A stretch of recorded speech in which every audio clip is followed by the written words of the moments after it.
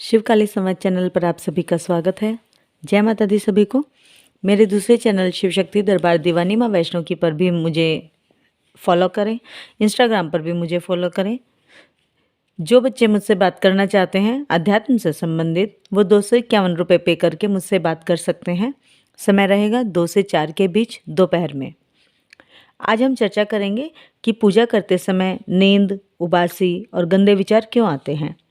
कई बच्चे इस तरह के प्रश्न करते हैं कि जब हम पूजा के लिए बैठते हैं तो सिर दर्द होने लगता है। कुछ बच्चे बताते हैं कि उल्टी जैसे होने लगती है, उबासी आने लगती है, किसी को आंखों से पानी आना शुरू हो जाता है। कोई कहता है कि गुरु माँ गंदे विचार आने लगते हैं माताओं बहनों के लिए, लड़कियों के लिए। कोई बोलता है कि आसन पर बैठे बैठे हम जाप पाठ कर रहे हैं या माता का जाप कर रहे हैं, माला जाप कर रहे हैं, पर ध्यान जो है वो माँ की जगह पता नहीं कहाँ कहाँ भटकता रहता है, माँ के चरणों में ध्यान लग ही नहीं पाता है। तो आज हम इन सब चीज़ों का कारण जानेंगे। सबसे पहले तो ये कारण है इस चीज़ का कि डिपेंड करता है कि आप किसकी आराधना कर रहे हैं। अगर आप देवी की आराधना कर रहे हैं और तो उसका प्रोसीजर अलग होता है। अगर आप किसी देव की या देवता की साधना कर रहे हैं, गुरु मंत्र जाप कर रहे हैं, काल भैरव की साधना कर रहे हैं या गणपति की साधना कर रहे हैं, मतलब जो देवता की श्रेणी में आते हैं, तो उनका प्रोसीजर अलग होता है और देवी का प्रोसीजर अलग होता है। पहला कारण कि अगर कोई स्त्री है, अगर वो जाप करती है किसी देवता का, तो उस समय ज़्यादातर उसका मन संभोग की ओर ज़्यादा जाएगा। अगर कोई महिला किसी देवता की आराधना कर रही होगी तो उस समय उस महिला को गंदे विचार ज़्यादा आएंगे। और अगर महिला जो है वो देवी की साधना करेंगी तो उसका अलग प्रोसीजर है। वहाँ पर महिला को सर भारी होना महसूस होगा, आंखें भारी हो जाएंगी, सिर के दोनों तरफ जहाँ दिमाग होता है, कनपट्टी होती है, वहाँ दर्द होगा, शरीर में कंपन होना शुरू होगा, चींटियाँ रेंगना शुरू हो जाएंगी, साधना पे बैठे बैठे पैर सो जाएंगे, सुन्न हो जाएंगे पैर, मंत्र जाप का उच्चारण गलत होना आरंभ हो जाएगा। ये सब होता है महिलाओं को देवी की साधना में। बताओ ये सब होता है ना। जितनी भी महिलाएं मेरी फॉलोअर हैं, जितनी भी महिलाएं मुझसे जुड़ती हैं, वो सभी बताएंगे कमेंट्स के माध्यम से कि क्या उनको ये सब आभास होते हैं जो मैं बता रही हूँ, ये सब होता है ना। अब बात करते हैं लड़कों की। अगर लड़के तामसिक शक्ति मतलब किसी देवी की साधना कर रहे हैं, ये सात्विक शक्तियों पर लागू नहीं होती हैं बातें, वह महिलाओं के लिए भी और पुरुषों के लिए भी, मैं दोनों के लिए ये बातें कर रही हूँ कि सात्विक शक्तियों के बारे में ये बातें लागू नहीं होती है। यहाँ पर बातें हो रही हैं केवल तामसिक शक्तियों की, वो देवी हो या देवता हो, दोनों में ही। तो मैं यहाँ तामसिक शक्तियों की ही बात कर रही हूँ। तो लड़के अगर देवी की साधना कर रहे हैं तो लड़कों का ध्यान सेक्स की तरफ जाता है, संभोग की तरफ जाता है। कुछ लड़कों को तामसिक साधना में ऐसा लगता है कि उनका वीर्यपात हो गया है इस दौरान। होता ये सब लड़कों के साथ है, देवी की साधना में ही। देव साधना में लड़कों के साथ ऐसा नहीं होता है कभी भी। जब लड़के देव साधना करते हैं, मान लीजिए कि लड़के गुरु साधना कर रहे हैं, शिव साधना कर रहे हैं, काल भैरव साधना कर रहे हैं, उस समय लड़कों के साथ होता है कि उन्हें गंदे विचार बिल्कुल भी नहीं आएंगे।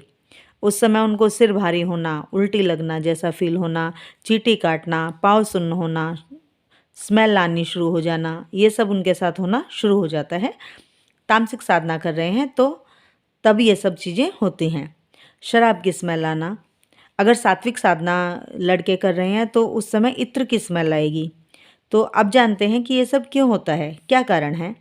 सबसे बड़ा कारण है इसका कि तुम जिस मंत्र की साधना कर रहे हो उस साधना में तुम आगे बढ़ रहे हो। ये सब लक्षण हैं कि तुम अपनी साधना में सफलता की ओर बढ़ रहे हो।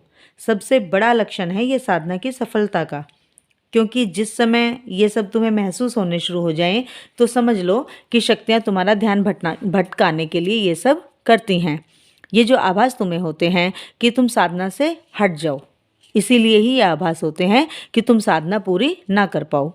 कहीं तुम साधना पूरी कर लोगे तो शक्तियों को सिद्ध होना पड़ेगा तुम्हारे लिए, तो ये सब तुम्हारा ध्यान भटकाने का ही प्रयास होता है शक्तियों का। शक्तियों को लगता है कि तुम कहीं ये सब पूरा ना कर लो और हमें सिद्ध ना कर लो। तब ये सब ज़्यादा होता है लोगों के साथ। सिर भारी होना, उल्टी जैसा फील होना, बुखार जैसा लगना, ठंड लगना या कान में सुरसुराहट सी होना, ये भी होता है। कान में सुरसुराहट सी आवाज़ आती है। दाएं कान में यदि सुरसुराहट हो रही है तो ये शक्तियों का लक्षण है, ये सात्विक शक्तियों का लक्षण है। और यदि बाएं कान में सुरसुराहट हो रही है तो ये भूत प्रेत का लक्षण होता है। तो पहला तो ये लक्षण होता है कि तुम्हारी साधना सफलता की ओर जा रही है। दूसरा कारण है कि शक्ति ये चीज़ कभी भी नहीं चाहेंगी कि तुम उसे सिद्ध करो और फिर शक्ति तुम्हारे गुलाम बने, तुम्हारे काम करे, तुम शक्तियों का गलत प्रयोग ना कर लो। सबसे बड़ी बात समझो कि सिद्धि क्या होती है।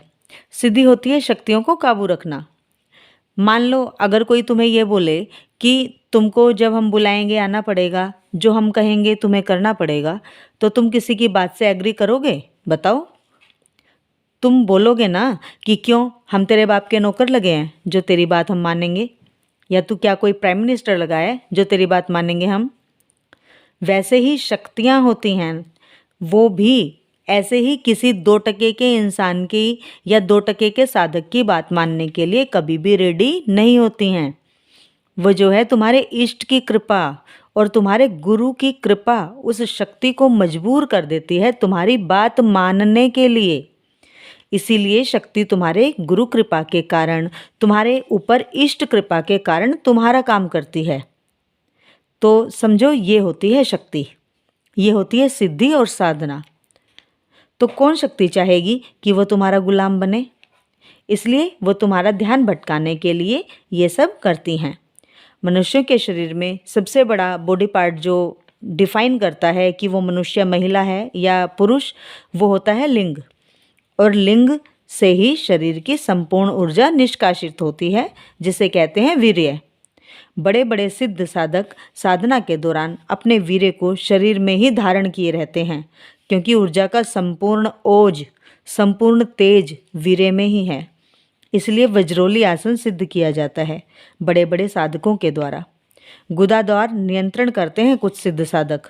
वीर्य नियंत्रण में रखकर ही साधना को पूर्णता की ओर ले जाया जाता है। साधना के दौरान इसीलिए केले की जड़ को पकाकर खाते थे पुराने सिद्ध साधक ऋषि मुनि। यदि साधना के दौरान वीर्यपात हुआ तो तुम्हारी जितनी भी ऊर्जा बनी है साधना से, साधना के दौरान सब समाप्त हो जाती है। इसीलिए पूर्ण ब्रह्मचर्य का ज्ञान गुरुओं द्वारा दिया जाता है और इसीलिए ये शक्तियाँ तुम्हारा वीर्यपात कराना चाहती हैं साधना के दौरान।